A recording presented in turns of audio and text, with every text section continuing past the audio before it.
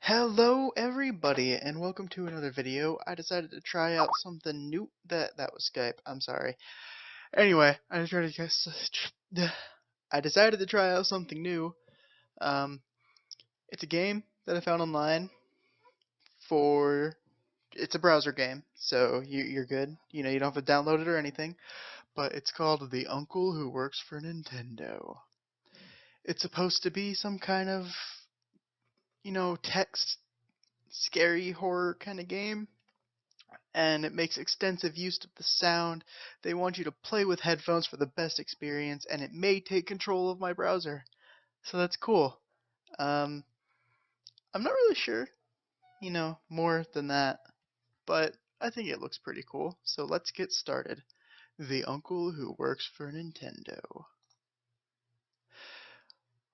I am 11 years old. What is your best friend's name? What is my best friend's name? I think his name will be Andrew. Your best friend Andrew has invited you to a sleepover at his house this weekend. You've been friends since first grade, so asking your mom is basically only a formality. Okay, so I gotta choose their Skype again. Anyway, I gotta choose one of the letters. Or sentences. Whatever. You've never confirmed this, but you suspect the babysitter may charge extra when there are two kids. You sometimes feel like staying somewhere else is the only way you can help out. Your best friend Andrew has invited you to a sleep. Wait, what? Okay, I already read that. I guess only a formality is which one we're clicking on. There we go. No sound yet. No. On Friday night, you're home for only a few hours, long enough to pack, get in a fight with your younger sister, pack some more, and watch some TV. At 6 sharp, you're standing on the sidewalk outside Andrew's house while your mom idles in her car nearby. She leans out the window to you. You behave yourself, okay? She says, as always. I'll be at work, but if anything happens, you call me. Okay, Mom. I'll pick you up tomorrow at 3, she says, again as usual. But then she pauses, looking up at the sky, which has been overcast throughout the day. If you play outside, she adds, be careful. It's probably gonna rain. You know what? Let's kiss Mom goodbye, 'cause we're good sons, even though we just sighed at her. But we're good. We're we're a good son, not multiple sons. After you part, your mom drives down the street, disappearing around the corner. You turn back to Andrew's house. The lights inside are glowing warmly. You can see Andrew waving at you from his bedroom on the second floor. Head inside. Sound! Ooh, it sounds like it's gonna storm. It is 6 p.m. I'll provide a link to this game in the description, because it's kind of cool. Already, I think it's kind of cool. Anyway, Andrew's mom meets you just inside. Hello, she says. Dinner will be ready in just a few minutes, but you can drop your stuff off in the den. You and Andrew are camping out there tonight. Cool! Clicky. Oh, sorry about that squeak. It was my chair. You drop your sleeping. You drop your sleeping. Oh, okay. You drop your sleeping and overnight bags in the corner of the den, then pause to take a look around. Behind the couch, a grandfather clock is ticking softly. Through a set of patio doors on the far side of the room, you can see the sky is just as gray as it was when your mom left. Framed pictures line the wall, and over the dark fireplace hangs a monstrous pair of antlers from a buck that Andrew's dad shot years ago. And of course, there is the big screen TV. I love me some TV. Sometimes it makes you uncomfortable how much nicer Andrew's house is than yours. Anyway, you drop your sleeping. Is that? No, okay, that's the game. I was about to say, I haven't heard crickets outside in a long time. What's up with this? It's just getting cold out now. They shouldn't be coming. Anyway. You drop your sleeping and overnight. Wait, I already read that. Behind the couch, frame pictures. Oh, there we go. Andrew entered the room while you weren't paying attention, and he now stands in the doorway, smiling expectantly. Are you ready for dinner? He asks. Yeah! Because, we're excited. It's dinner time. Dinner passes quickly. Tonight's meal is spaghetti and meatballs, one of Andrew's favorite meals. As his mother points out, while piling a helping on your plate. Andrew's father cracks a beer and jovially interrogates you about how much trouble you and Andrew are getting in at school. Dessert is heaping bowls of ice cream drizzled in chocolate sauce. You can't even finish yours. The grandfather clock in the den chimes. Also, I am really sorry about my reading skill. It is not perfect. I know. But we're gonna click on the beer. Oh, okay. Wait, that wasn't a beer at all. It's a glass of lemonade. Why would you even think it was beer? Andrew's father doesn't even drink alcohol. You're quite certain of that fact. Now that you remembered it. Whatever. Yeah. Okay, then click. Oh, you go along now, says Andrew's mom, smiling from her side of the table. We'll clean up in here. Let's go get the TV ready, says Andrew. The two of you leave the dining room and head upstairs. Andrew's room is immense. You stay in the den because the TV is larger there, but there's a sizable one here, flush with the wall opposite of the full-size bed. We'll take the 64 down first, says Andrew, heading toward his TV and opening the entertainment center. Sorry, I had a burp, and it was just coming up right there. Heading towards his TV and opening the entertainment center cabinet. It's his prerogative, of course. He gets to choose what you'll play first, usually. But as Andrew begins unhooking the cords from the N64 from the TV, you catch sight of the other things he has in there. All the major stuff. An old SNES, a PlayStation, a Dreamcast, but some other thing too. Things you don't really recognize. A large black box with green highlights, a smaller purple one, a strange white and yellow tower with what looks like gloves resting on hooks on either side, a compact white cone. What are those? Andrew looks to the clutter in the cabinet. Oh yeah, he says, they're pretty cool. I can't show them to you though. They're still a secret. I promised my uncle. Of course, you suddenly remember his uncle. His uncle, who works for Nintendo. Bum bum bum. I don't know. In the corner, the grandfather clock is ticking softly. Through a nearby set of patio doors, you can see it's getting quite dark. Framed pictures line the walls. Andrew is parked in front of the large TV, playing something on the N64. Yeah. Let's see. Do we want to talk to Andrew, watch him play, or go to one of them? You know what? What I think is that if we talk to him, he's just gonna talk about his uncle or the N64 some more. If we watch him play, it's probably just gonna be the same thing. So let's go to the kitchen. Let's see how his parents are doing. You head toward the kitchen, thinking you may grab a soda from the fridge. On the way, you have to head through the dining room. Andrew's mom and dad are still there. The table hasn't yet been cleared, and they're still sitting in the exact same place you left them. In fact, you realize they aren't moving at all. What? Are they dead? They sit there completely still like mannequins. Andrew's dad is holding up his glass of lemonade as if he's ready to take a drink. Andrew's mom has her head turned, mouth slightly open as if she froze immediately after you and Andrew left the dining room. Oh, so they're not dead, they're just frozen. Let's try and talk to them. Hello? Hi? Are you okay? Let's say hi, because I'm pretty sure they're okay. Or not. They don't respond. Thunder rumbles outside. They don't seem to notice. This isn't funny. They aren't even blinking. Let's go back to the den. You head back into the den. Okay. Let's talk to Andrew this time. What do you want to talk about? Let's talk about school, because there's lots of cool stuff going on there. You begin talking about a mutual acquaintance who moved away, but Andrew quickly changes the topic. An hour passes. The clock chimes. You are in the den. Thank you for telling me that. Alright, well, his parents were all creepy. Yeah, let's tell him about his parents. You tell Andrew what you saw. What? He asked, looking over his shoulder at you and pausing his game. Your parents are sitting in the dining room still. They're not moving and they're not even blinking. This isn't a very funny joke for you all to play on me. Yeah, we'll go with that, because I don't want to go home. I like my friend Andrew. Don't be stupid, says Andrew, a little meaner than you'd expect. I bet they're just being weird. Give me a second. As he stands and moves out of the room, he points back at the 64. You can play my game if you want.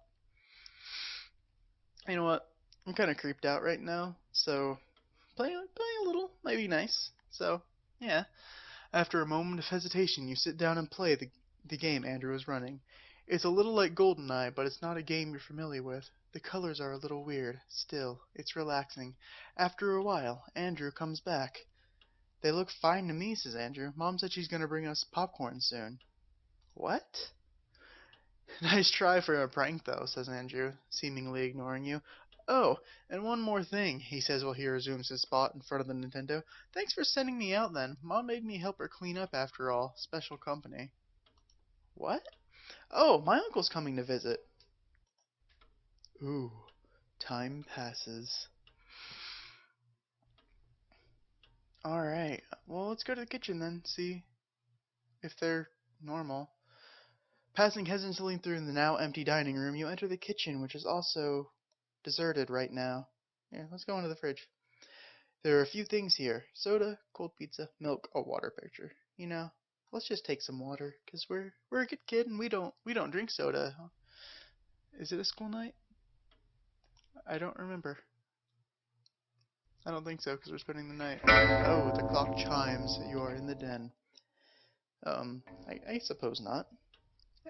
Andrew's mother bustles into the room holding a large ceramic bowl filled with popcorn under her arm. Yo, I was just in the kitchen. Where was she? Does she have like a microwave in her room or something? You know, whatever. Your jaw tightens as she casts a sunny smile in your direction. There's no sign of horrible mannequin you saw earlier. How are you kids doing? She asks. Good, says Andrew, his eyes not moving away from the television. I hope you're having fun, says Andrew's mom. Here's some popcorn. Extra butter. She places it on the floor by Andrew. Almost immediately, Andrew is shoveling popcorn into his mouth. Meanwhile, his mother smiles first at him, then back at you. There's sodas in the kitchen if you guys get thirsty, she says, and some pizza from the other night if you get hungry. Alright, we're polite. We're going to say thank you, because, you know, we just got some water this time. So if we get thirsty again, we can go get some soda or something, maybe? I don't know. She looks at Andrew. Your father's gone to bed. I'll be there soon myself. I want you two to keep it quiet, alright? Yes, Mom, Andrew says tiredly. Oh, and before I forget, she adds, your uncle called. He's running a little late. Some bad weather out his way. But he says he'll be here around midnight. For the first time, Andrew stops playing his game, stops eating popcorn, and turns to look at his mother. Okay, he says. I want you two to welcome him in. He'll be very tired and very hungry, so offer him something to eat before he goes to bed. Okay, Mom. Good night, kids. And with that, she's gone. In the corner, the grandfather clock is ticking softly. Through a nearby set of patio doors, you can see it's fully dark outside. Frame picture again. I guess let's let's talk about the clock, because that's a very it's 9. I guess that's telling me the time. So I can do 3 more things or 2 more maybe.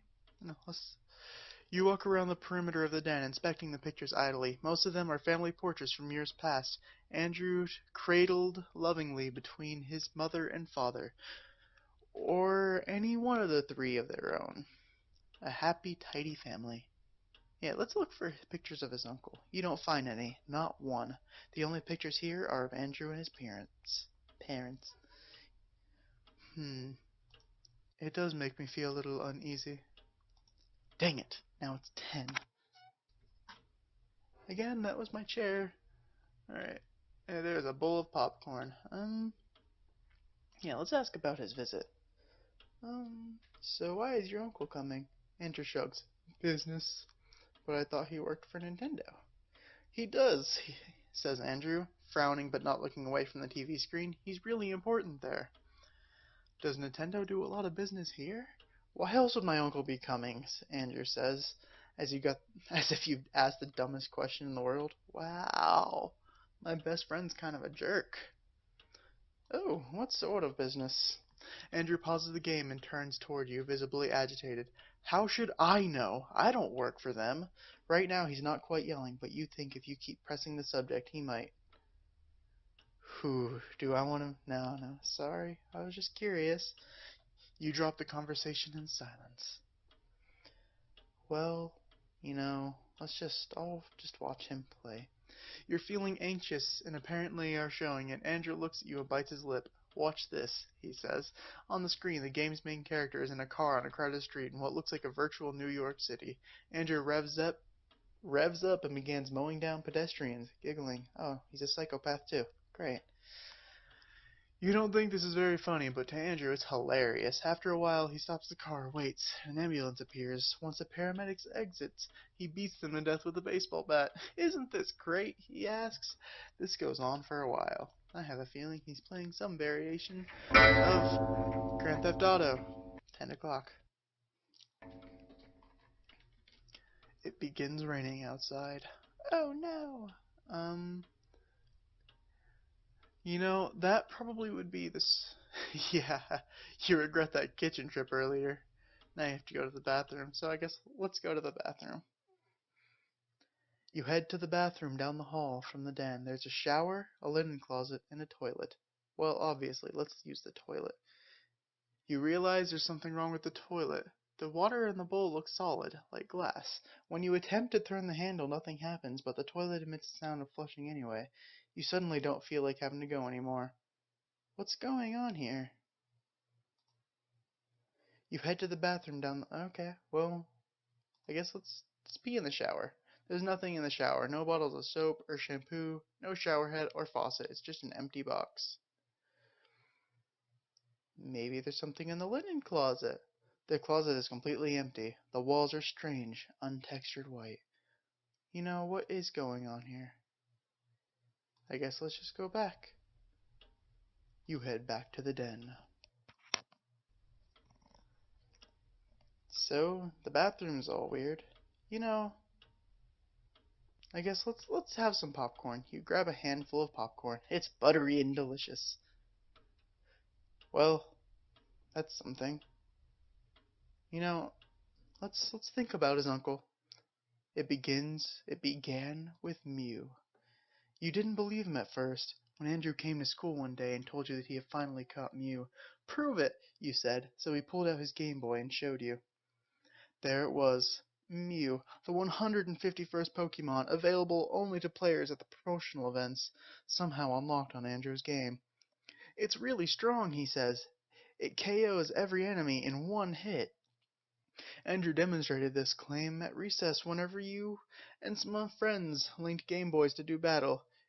You were the first one down. No one else got in a single hit on Andrew's Mew. You asked how Andrew managed to get it. Yes, how did he get it? Oh, my uncle got a job at Nintendo, said Andrew. You were walking home together past one of the construction crews. Andrew still lived next door to you at the time. Oh. He also got me this new Game Boy, said Andrew, pulling it out of his pocket. You hadn't noticed it earlier, but yes, Andrew now has a sleek new Game Boy Color. Until today, he's had one of the old ones. A big gray brick like yours. This one special edition, he says. Isn't it cool? I agree. I snap out of my reflections. Or you snap out of it. I'm sorry. The clock chimes. You are in the den. Well, there's nothing really left to do. I've done everything. So let's call Mom. I mean, it's like midnight, but... Passing hesitantly through the now empty dining room, you enter the kitchen where the phone sits on the counter.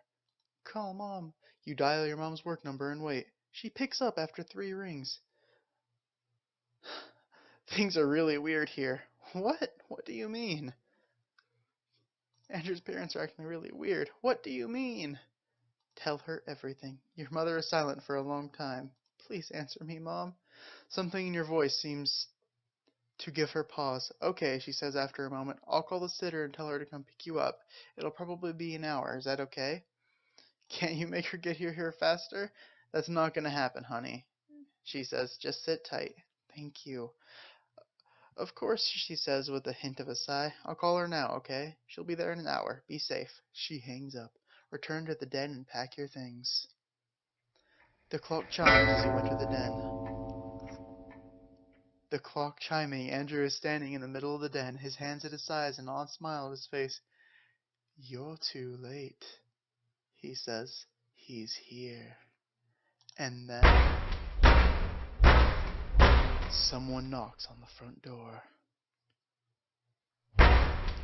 That's him, says Andrew, standing up. I should go let him in. As he leaves the den, you realize you can follow, but a part of you really feels like being scarce for a bit. Can I not? The passage does not exist. Run to the bathroom. Yeah, let's go to the bathroom. You run down the hall to the bathroom and lock the door behind you. Or at least, this could have been a bathroom. The walls are bare and white, and there's no sink or toilet. But there's some odd featureless white boxes that could stand for a shower or a linen closet. Bad expression. Full screen. True. What? You slip in... Should have just gone full screen? No. You slam into the plain white box that is the size of a shower. From the front of the house, you can hear the front door slam open. After that, you don't hear anything except bad expression child. I guess supposed to say Andrew? I don't know. The rain. No, not just the rain, but that voice in the back of your head. Like something you can't even begin to describe. I am coming for you, child. That is a bad expression. Though you lock the door behind you, you hear it open easily. Something walks in. Hold your breath. You're not sure how you know something is out there, because you don't exactly hear it moving, but you know it's there. You know it's stopped. Oh, child. Poor child. That's creepy. Right outside your hotspot. It opens the door and you immediately realize it doesn't have any hands. Oh, child. I'm so hungry, child. You cannot run, child. Hello, child. No more worries, child. Struggle, screaming equals cease. I have friends for you, child. Friends for you in the dark. Whoa, now this is creepy. I mean, I don't like this. Oh, it scrolls. No, it doesn't scroll. What the? Okay, that messed up. I'm sorry. Bad expression, full screen false. The uncle who works for Nintendo. Was that the end? Okay, so a twine game by Michael Lutz. Original art by Kimberly Parker. Abstract background made with Ecosa by MCC. Scripts and CSS resources by Leon Arnott. Sound credits, all there. Inspirations, that's another link. And apparently there's 5 or maybe 6 endings, which is what I've heard. And apparently I unlocked number 2. So I might do the other endings, maybe, or I'll just let you figure that out for your own, because this game is pretty cool. It's choose your own adventure and kind of freaky. Not jump scare freaky, but atmospheric creepy. Anyway, thank you guys for watching. Thank you so much. And please rate, comment, and subscribe. Follow me on Twitter. Do all those things. And yeah, continue being awesome.